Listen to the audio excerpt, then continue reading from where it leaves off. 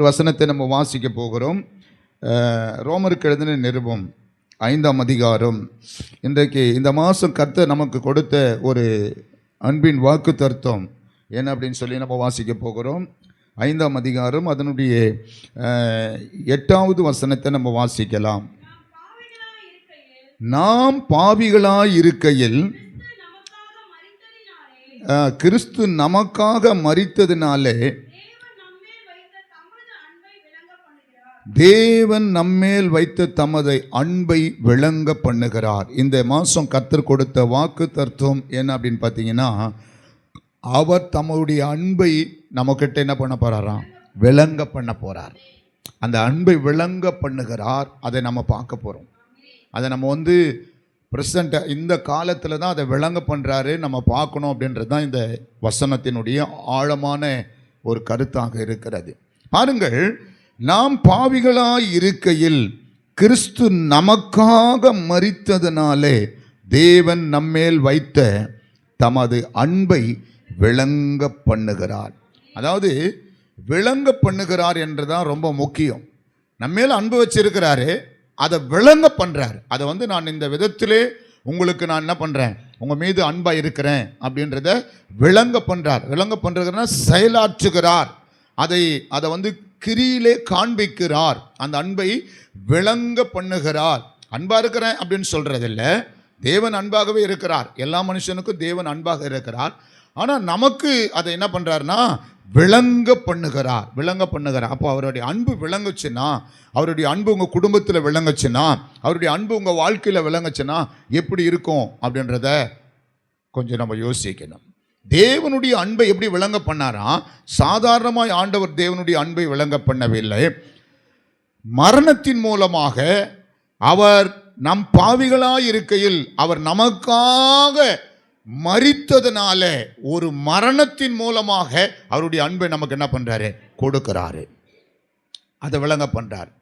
ஒரு மரணத்தின் மூலமாக ஒரு அன்பு கொடுக்கப்படுது. இப்போ நாம் தேவனுடைய கரத்தில் பெற்றிருக்கிற அன்பு என்பது ஏதோ சாதாரணமான ஒரு கிரயத்தினால் அல்ல, ஏதோ ஒரு பொருளினால் அல்ல, ஏதோ ஒரு காரியத்தினால் அல்ல, அவருடைய மரணத்தினாலே தேவனுடைய அன்பை நம்ம பெற்றிருக்கிறோம் என்பதை நம்ம மறந்து விடக்கூடாது.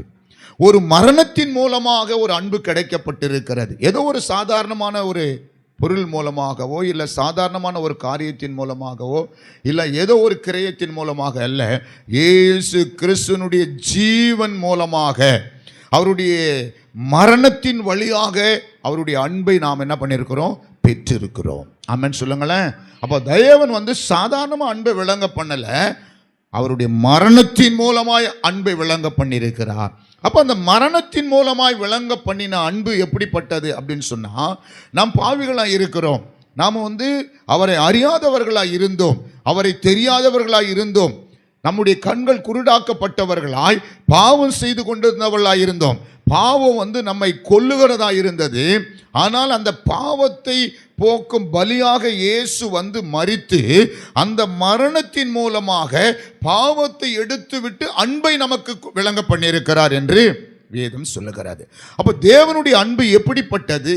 தேவனுடைய அன்பு எதையெல்லாம் நமக்கு கொடுக்கிறதா இருக்கிறது? தேவனுடைய அன்பு நம்ம எந்த விதத்தில் நடத்துகிற ஒரு வழியை காட்டுகிறது என்பதை நம்ம கவனிக்க வேண்டும். ஆமென் சொல்லுங்களேன். தேவனுடைய அன்பு சாதாரணமானது அல்ல.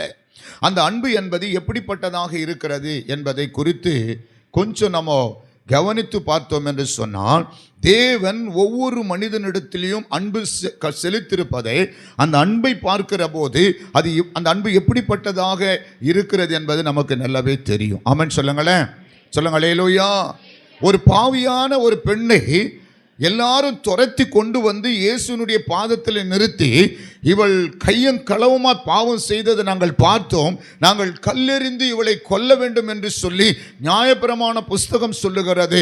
நாங்களும் இவளை கல்லெறிந்து கொல்ல வேண்டும் என்று வந்திருக்கிறோம், நீர் என்ன சொல்லுகிறீர் என்பதை இயேசுனிடத்தில் கேட்டபோது இயேசு சொன்னார், உங்களில் பாவம் இல்லாதவர்கள் அவள் மீது கல்லெறிந்து கொல்லுங்கள் என்று சொன்னார். கல்லெறிங்கன்னு சொன்னே எல்லாரும் கல்லை கீழே போட்டு போயிட்டா அப்படின்னு சொன்னா, தேவனுடைய அன்பு அந்த மகளுடைய பாவத்தை மன்னிக்கிறதாக விளங்க பண்ணியிருக்கிறார் என்பதை பார்க்க முடிகிறது. பாவத்தை போக்கும் அந்த பலியாக அவர் சிலுவையில் மரிப்பதற்கு முன்னாடி அவருடைய அன்பு பாவத்தை மன்னிக்க கூடியது மட்டும் இல்லாமல் அந்த மகளுடைய வாழ்க்கையை காப்பாற்றுவதற்கு தன்னுடைய அன்பை விளங்க பண்ணியிருக்கிறார் என்பதை பார்க்க முடிகிறது. ஒரு குஷ்டரோகியை பார்க்கிற போது அவர் கூசாமல் போய் தொட்டு சுகமாக்கி இருக்கிற அந்த அன்பை விளங்க பண்ணுகிறதை பார்க்கிறது. ஸோ இவங்களெல்லாம் எந்த எதிரிகளும் கிடையாதுங்க. யார் நான் சொன்னாலெல்லாம் பாவம் செய்த அந்த பெண்ணு இயேசுநாதரை எதிர்க்கல, சரியா? அதே போல குஷ்டரோகி இயேசுநாதரை எதிர்க்கல, அவரை கல்லால் அடிக்கல, அவரை எதிர்க்கல, அவரை காயப்படுத்தல, குற்ற பேசல. ஆனால் பாருங்க, சிலுவையில் அவரை அடிக்கும் பொழுது ஈட்டிலே குத்துகிறார்கள், அவரை கன்னத்தில் அடிக்கிறார்கள், எல்லாம் என்னென்ன செய்ய முடியுமோ அத்தனை காரியங்களும் செய்கிறார்கள்.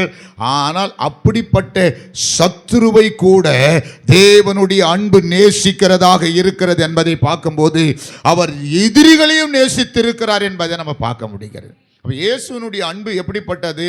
சாதாரணமானது அன்பல்ல. அவரை காட்டி கொடுக்க போகிற யூதாசை கூட என் சிநேகிதனே என்று அழைக்கக்கூடிய ஒரு அன்புதான் இயேசுவின் அன்பு. அந்த இயேசுவின் அன்புக்கு இணையான அன்பு இந்த உலகத்தில் இல்லை என்பதை நம்ம பார்க்க முடிகிறது. இந்த அன்பை தான் இந்த காலத்தில், இனி வரப்போகிற காலத்தில், இனி வரப்போகிற நாட்களில், கடைசி நாட்களில் நம்முடைய வாழ்க்கையில் விளங்க பண்ண போகிறார். இதுவரை நீங்க எப்படி இருந்தீங்களோ தெரியாது, ஆனால் இனிமேல் தேவனுடைய அன்பில் நீங்கள் விளங்க பண்ண போகிறார் என்பது மட்டும்தான் இன்றைக்கு கர்த்தர் கொடுக்கிற வாக்கு தர்த்தம். எத்தனை பேர் ஆமென் சொல்றீங்க? அல்லேலூயா. உலகத்தில் பார்க்கிறோம், என்ன வேணாலும் அழிந்து போய்விடுமா. வேதத்தில் சொல்லும் போது பவுல் எழுதும்போது 1 கொரிந்தியர் 13ஆம் அதிகாரத்தில் அவர் சொல்லுகிறார், எல்லாம் அழிந்து போனாலும், விசுவாசம் ஒழிந்து போனாலும், என்ன எல்லா உலகமே அழிஞ்சு போனாலும் அன்பு என்ன பண்ணாதான்? அழியாது. இப்போ இந்த அன்பை தான் தேவன் விளங்க பண்ணுகிற காலகட்டத்துக்குள்ள வந்துட்டோம். தேவன் தம்முடைய அன்பை விளங்க பண்ண போகிறார். தேவன் தம்முடைய அன்பை விளங்க பண்ண போகிறது. அவருடைய அன்பு நமக்குள்ள வெளிப்பட போகிறது. அவருடைய அன்பு உங்கள் இருதயங்களில் ஊற்றப்பட போகிறதை இனி வருகிற காலங்கள் நீங்கள் காண்பீர்கள். இதுவே தேவனுடைய தீர்க்க தரிசன வார்த்தையாக இருக்கிறது. இன்னைக்கு கடைசி காலத்திலே மனுஷர்களுக்குள்ள அன்பு தணிந்து போய் கடுக்கிறது, விசுவாசம் தணிந்து போய் கடுக்கிறது. கிறிஸ்துவ ஜீவியத்தில் அன்பு இல்லாதவர்களாய் பிள்ளைகள் காணப்படுகிறார்கள். தேவன் மீது வைத்த ஆதி அன்பு, ஆதி விசுவாசம் குறைந்து போனது. ஆனாலும் தேவன் இனி வரப்போகிற காலத்தில் தம்முடைய அன்பை விளங்க பண்ண போகிறார். இன்னைக்கு இங்க வந்திருக்கிற நம்முடைய வாழ்க்கையில இனி தேவனுடைய அன்பு வெளிப்பட போகுது. ஆமென் சொல்லுங்களேன். உங்கள் அறியாம தேவ அன்பு உங்களை நெருக்கி ஏவ போதே. தேவனுடைய அன்பு உங்களுக்குள்ள இருந்து பொங்கி வழிய போகிறத நீங்க பார்க்க போறீங்க. தேவனுடைய அன்பை மற்றவர்களுக்கு அள்ளி கொடுக்கிற அளவுக்கு, மற்றவங்களுக்கு நீங்க தேவனுடைய அன்பை காண்பிக்கிற அளவுக்கு தேவன் தம்முடைய அன்பை விளங்க பண்ண போகிறார். அவருடைய அன்பு அப்படி விளங்க போகிறது. ஆமென் சொல்லுங்களேன். அல்லேலூயா. ஆமென், ஆமென், அல்லேலூயா. தேவனுடைய அன்பு அப்படி விளங்க பண்ண போகிறார். அதுதான் இன்றைக்கு ப்ராபசி, தீர்க்கதரிசன வார்த்தை. இனி வருகிற காலங்களில் உங்கள் குடும்பத்தில், உங்கள் வாழ்க்கையில், உங்கள் பிள்ளைகளுக்குள்ள இயேசுவின் அன்பு விளங்க போகிறது. இதுவரையும் உலக அன்பு இருக்கலாம், மாயமான அன்பு இருந்திருக்கலாம், இதுவரையும் மாயஜாலமான அன்பை காண்பித்திருக்கலாம். ஆனால் இனி வருகிற காலங்கள் அந்த செயலெல்லாம் காணாமல் போய் கிறிஸ்துவின் அன்பு வெளிப்படுகிற ஒரு கால நேரம் வந்துவிட்டது. இனி உங்க குடும்பத்தில் தேவ அன்பு அளவில்லாமல் வெளிப்பட போகிறது. ஆமென் சொல்லுங்களேன். அல்லேலூயா. அந்த அன்பின் ஆவியை தான் கர்த்தர் என்ன பண்ண போறாரா? ஊற்ற போகிறார். அதுதான் மேல் வசனத்தில் அவர் அழகா சொல்றாரு. 5வது வசனத்தில், மேலும் நமக்கு அருளப்பட்ட பரிசுத்த ஆவியினாலே தேவ அன்பு நம்முடைய இருதயங்கள் ஊற்றப்பட்டு இருக்கிறபடியால் அந்த நம்பிக்கை நம்ம என்ன பண்ணாது? வெட்கப்படுத்தாது. தேவனுடைய அன்பு இருதயத்தில் இருந்து இனி வெளிப்பட போகிறத இந்த மாசத்துல, இந்த நாட்கள் நீங்க எழுதி வச்சு பாருங்க. உங்களுக்குள்ள ஒரு தேவ அன்பு பொங்கி எழும்பலன்னா இந்த வசனம் நீங்க பொய்ன்னு நினைங்க. உங்களை அறியாமல் தேவ அன்பு உங்களுக்குள்ள கிரியை செய்ய போகிறதை உணர போறீங்க. நீங்க இது நடக்க போகிறது. கர்த்தருடைய ஆவியானவர் அப்படி நடத்த போறார். எத்தனை பேர் விசுவாசிக்கிறீங்க? அல்லேலூயா, அல்லேலூயா.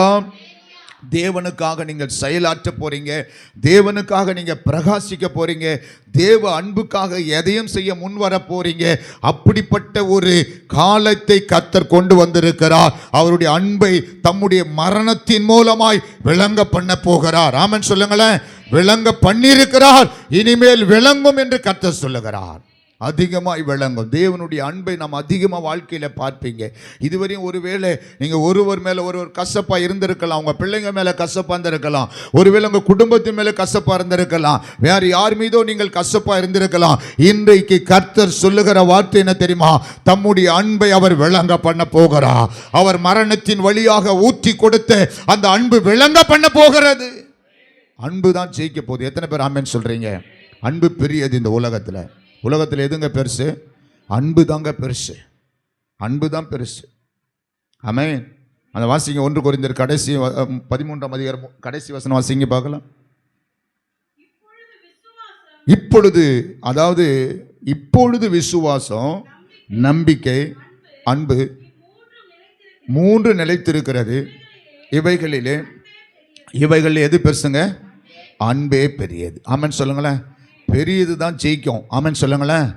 எதுனா விசுவாசம் நம்பிக்கையை விட அன்பு பெருசாக இருக்குது. அந்த அன்பு ஒழியாது, அதனால் அது என்ன பண்ணும்? ஜெயிக்கும். ஆமென் சொல்லுங்களேன். அப்போ இந்த அன்பு இடைப்பட்ட காலத்தில், நல்ல கவனிங்க, நீங்கள் வெளிப்படுத்தின சுவிசேஷம் 3ஆம் அதிகாரத்தை திருப்பி நீங்கள் அங்கே ஒரு வசனத்தை வாசிங்கன்னா உங்களுக்கு தெரியும். ஆதி அன்பை நீ விட்டு விட்டாய், உன் பேரில் எனக்கு என்ன உண்டு? குறை உண்டு. இருக்குது அந்த வசனம். வாசிங்க. இங்கே பாருங்கள், 3ஆவது வசனம் இல்லையா? 2ஆம் அதிகாரம் 4ஆவது வசனம் வாசிங்க.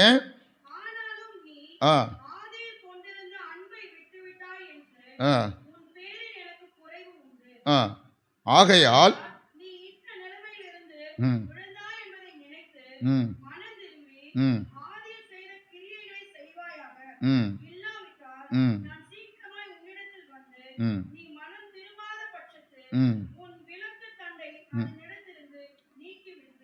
இது எபேசு சபைக்கு என்ன பண்றாருன்னா, அந்த திருச்சபை மக்களுக்கு ஒரு எச்சரிப்பு கொடுக்கிறார். ஸோ தேவன் இங்கே என்ன எதிர்பார்க்கிறாருன்னா, ஆதி அன்பை, அதாவது நான் உனக்கு கொடுத்த அந்த மரணத்தின் வழியாக உனக்கு பாவ மன்னிப்பை கொடுத்து மரணத்திலிருந்து உன்னை காப்பாற்றி என் மரணத்தின் மூலமாய் ஒரு அன்பை உனக்கு நான் விளங்க பண்ணினேன்.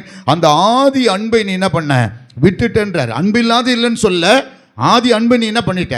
விட்டுட்ட அப்படின்னு தான் சொல்றார். நீ அன்பே இல்லாதவனா இருக்கிற அப்படின்னு எல்லாம் சொல்ல, நீ அன்பே இல்லாதவனாலாம் வாழ்ந்துட்டு இருக்கிற அப்படிலாம் சொல்ல.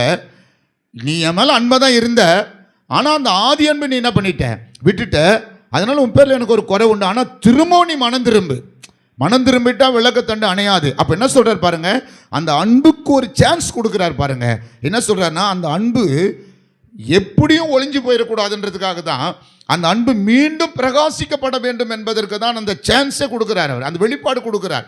இப்போ அங்கே என்ன, அது எதை காட்டுகிறது என்று சொன்னால், மீண்டுமாக தேவன் அந்த அன்பை விட்டு அவன் விலகி போயிருந்தா கூட அந்த திருச்சபை அந்த அன்பிலிருந்து காணாமல் போயிருந்தாலும், வர வர வர அந்த அன்பு குறைஞ்சு போயிருந்தாலும், திரும்பவும் அந்த அன்பை விளங்க பண்ணுவதற்கான வார்த்தை தான் தேவன் சொல்லுகிறத பார்க்குறோம். அப்படின்னா ஆண்டவர் என்ன பண்ணுறாருன்னா, ஒருத்தன் அன்பு இல்லைன்னா, அன்பே இல்லை, அவனால் ஒன்றும் பண்ண முடியாது, அவன் அன்பே காட்ட மாட்டான், உதவாதவன் அப்படின்னு அவனை தூக்கி போட்டுல கர்த்தர் திரும்ப அவனுக்கு ஒரு ரெக்கவர் பண்ணுறார். என்ன சொல்கிறார்? ஆதி அன்பை நீ விட்டுட்ட. ஸோ உங்ககிட்ட இருந்த ஒரு அன்பு குறைஞ்சி போயிருக்குது, அதை நீ மறுபடியும் என்ன பண்ணு? விளங்க பண்ணு.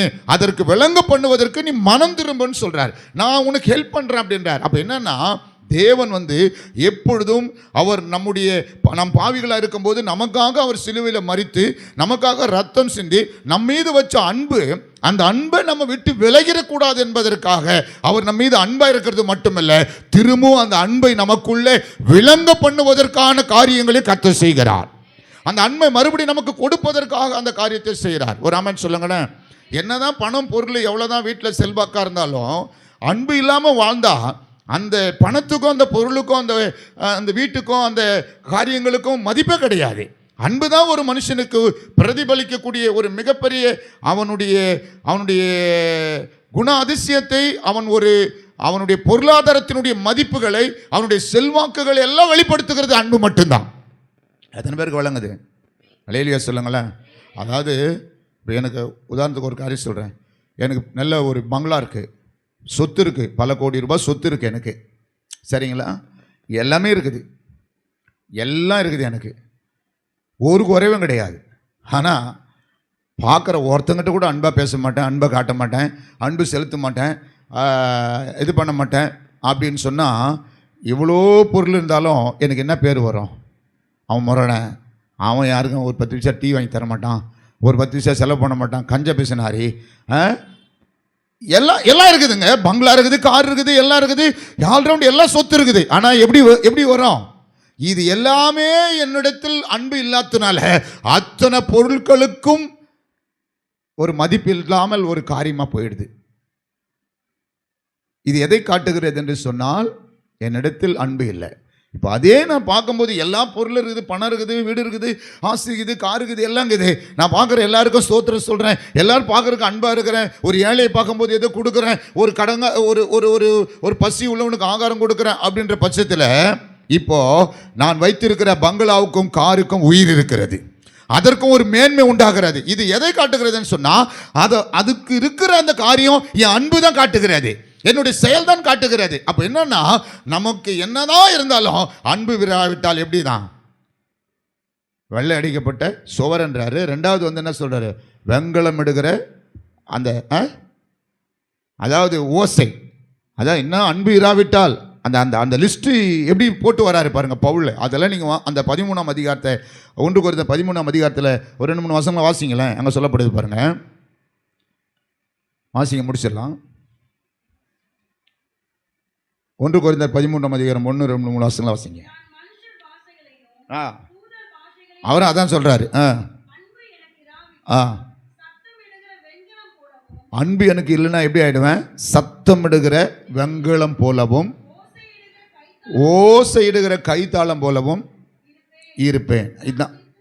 அதுக்கப்புறம் நீங்கள் நான் தீர்க்க தரிசனம் வர உடையவனாக இருந்தாலும், இப்போ எவ்வளோ சொல்கிறார் பாருங்கள், எனக்கு என்னதான் ஸ்டேட்டஸ் இருந்தாலும், நான் எவ்வளோதான் ஸ்டேட்டஸ் வச்சாலும் எனக்கு அன்பு இல்லைன்னா ஒன்றுமே இல்லை அப்படின்றார். அப்போது இதுதான் ஆண்டவர் இன்றைக்கி கடைசி காலத்தில் நம்மகிட்ட பேசிகிட்டு இருக்கிறாரு.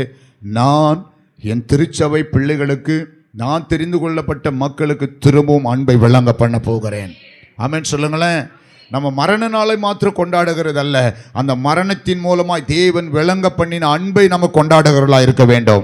கைகளை தட்டி கர்த்தரை ஸ்தோத்திரம் பண்ணுங்க. இன்னைக்கு குட் ஃப்ரைடே கொண்டாடுறாங்க, ஈஸ்டரை கொண்டாடுறாங்க. ஆனால் குட் ஃப்ரைடே மூலமாய், ஈஸ்டர் மூலமாய் அவர்கள் கொண்டாடவர்களுக்கு என்ன கிடைச்சதுன்னா அவருடைய அன்பு கிடைச்சது. அந்த அன்பை தான் கொண்டாடணும். ஆமென் சொல்லுங்களேன். ஹல்லேலூயா. மரண நாளே அல்ல, அவர் நமக்கு கொடுத்த அன்பை கொண்டாட வேண்டும், அந்த அன்பை விளங்க பண்ண வேண்டும், அந்த அன்பை காண்பிக்க வேண்டும் என்று விரும்புகிறார். நீங்கள் அந்த லிஸ்ட்டை வாசிங்கன்னா, நான் தீர்க்க தரிசனம் உரைச்சாலும் சரி தான், அந்நிய பாஷை பேசினாலும் சரி தான், உங்களுக்கு தீர்க்க தரிசனம் உரைச்சி எல்லாத்தையும் நடக்கும் அப்படின்னு கரெக்டாக சொல்லிட்டுனாக்கா நான் ஒரு பெரிய ஆள் கிடையாது. அன்பே இல்லாமல் நடந்துக்கிட்டேன்னாக்கா நான் தீர்க்க தரிசனம் உரைச்சாலும் அதில் ஒரு பிரயோஜனம் கிடையாதுன்றாரு. ஆமென் சொல்லுங்களேன். அப்போது அப்படி தான் எல்லாத்துக்கும் ஒரு மனுஷனுடைய வாழ்க்கைக்கு பிரதானமானது, குடும்பத்திற்கு சாப்பாடு, பொருளாதாரம் எப்படி இதெல்லாம் தேவையோ, இது எல்லாத்துக்கும் மேலே ஒன்று தேவை, அன்பு. அந்த அன்பு மட்டும் ஒரு குடும்பத்தில் இல்லைன்னு சொன்னால் அந்த வீடு நரகம். அன்பு மட்டும் அந்த குடும்பத்தில் காண்பிக்கப்படாவிட்டால், ஒருவர் மேல் ஒருவர் அன்பு கூறாவிட்டால், ஒருவரிடத்தில் ஒருவர் அன்பு செலுத்தாவிட்டால் அந்த குடும்பம் என்னது? நரகம். அதான் உண்மை. அப்போ தேவன் அந்த அன்பை தான் விளங்க பண்ண சொல்லுகிறார். அப்போ என்ன சொல்றார்? திரும்பவும் நான் விளங்க பண்ணுவேன்னு சொல்றாரு. அதுதான் இந்த வசனத்தை எதுக்கு இந்த மாதம் கர்த்தர் வாக்கு கொடுத்தாருன்னா, என் அன்பை நான் விளங்க பண்ண போகிறேன். கைகளை தட்டி கர்த்தரை ஸ்தோத்திரம் பண்ணுங்க. இனி வருகிற காலங்களில் தேவ அன்பு விளங்க பண்ண போகிறார். விசுவாசிக்கிறீங்களா? ஆமென். அவருடைய அன்பு தன்னாலே வெளிப்பட போகுது. அவர் மீது அளவில்லாத பாசம் வரப்போகுது. ஆமென் சொல்லுங்களேன். நீங்கள் சில பேர் சொல்லுவீங்க பாருங்கள், பாசமாக இருந்தால் கூட என்ன சொல்லுவீங்க டக்குன்னு, என்ன என்னைக்கு இல்லாத பாசம் உனக்கு வந்துடுச்சு அப்படின்வீங்களா? அது அந்த அந்த அன்பை கூட நம்ம சில நேரம் என்ன பண்ணுவோம், உண்மையாகவே ஃபேக்டாகவே யாராவது உங்கள்கிட்ட அன்பை பேசினா கூட, என்னைக்கு இல்லாத அன்பு என்ன இவருக்கு இப்போ இந்த டைமில் வந்துருக்குது அப்படின்னு நீங்கள் சொல்லுவீங்க பார்த்தீங்களா? அப்போது இந்த மாதிரி சொல்ல போகிறீங்க, என்னைக்கு இல்லாதன்னா கிறிஸ்துவ மேலே எவ்வளோ அன்பு உனக்கு வந்துடுச்சுப்பா அப்படின்னு மற்றவங்க கேட்குற அளவுக்கு உங்களுக்கு ஒரு அன்பு வரப்போகிறது. தேவ அன்பு ஊற்றப்பட போகிறது. விசுவாசிக்கிறீங்களா?